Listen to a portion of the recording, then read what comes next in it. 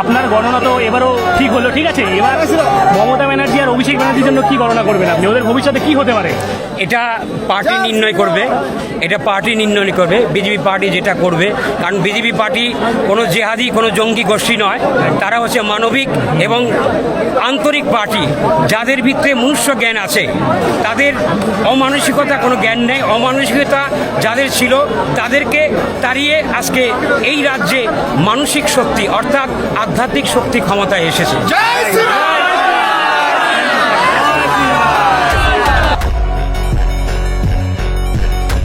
আপনি কিছু বলবেন? কি বলবো, প্রশ্ন করো। কেমন লাগছে এই যে আমাদের যে জয়টা হলো, কেমন লাগছে?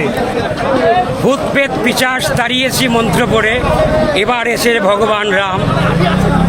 আগামী এই 50 বছরের মধ্যে আজকে রাম রাজত্ব 14 বছর ভগবান রাম যখন বনবাসে গিয়েছিলেন, আজকে ভগবান রাম 14 বছর পরে অযোধ্যায় ফিরে এলেন। অযোধ্যার যে সম্পূর্ণ জনগণ অযোধ্যাবাসী যে ভগবান রামকে স্বাগত জানিয়েছেন, যার জন্য মেরে ঝোপড়ে কি বাগ খোল যায়েঙ্গে রাম আয়েঙ্গে।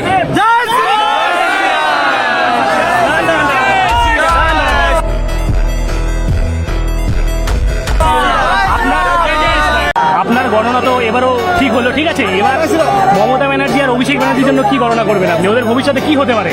এটা পার্টি নির্ণয় করবে, বিজেপি পার্টি যেটা করবে। কারণ বিজেপি পার্টি কোনো জেহাদি, কোনো জঙ্গি গোষ্ঠী নয়।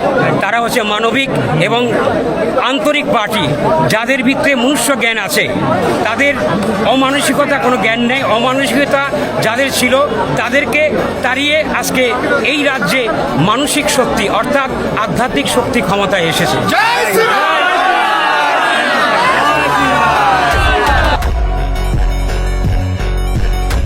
আপনি কিছু বলবেন? কি বলবো, প্রশ্ন করো। কেমন লাগছে এই যে আমাদের যে জয়টা হলো, কেমন লাগছে? ভূত প্রেত পিশাচ তাড়িয়েছি মন্ত্র পড়ে, এবার এসে ভগবান রাম। আগামী এই 50 বছরের মধ্যে আজকে রাম রাজত্ব 14 বছর ভগবান রাম যখন বনবাসে গিয়েছিলেন, আজকে ভগবান রাম 14 বছর পরে অযোধ্যায় ফিরে এলেন। অযোধ্যার যে সম্পূর্ণ জনগণ অযোধ্যাবাসী যে ভগবান রামকে স্বাগত জানিয়েছেন, যার জন্য মেরে ঝোপড়ে কি বাগ খোল যায়েঙ্গে রাম আয়েঙ্গে।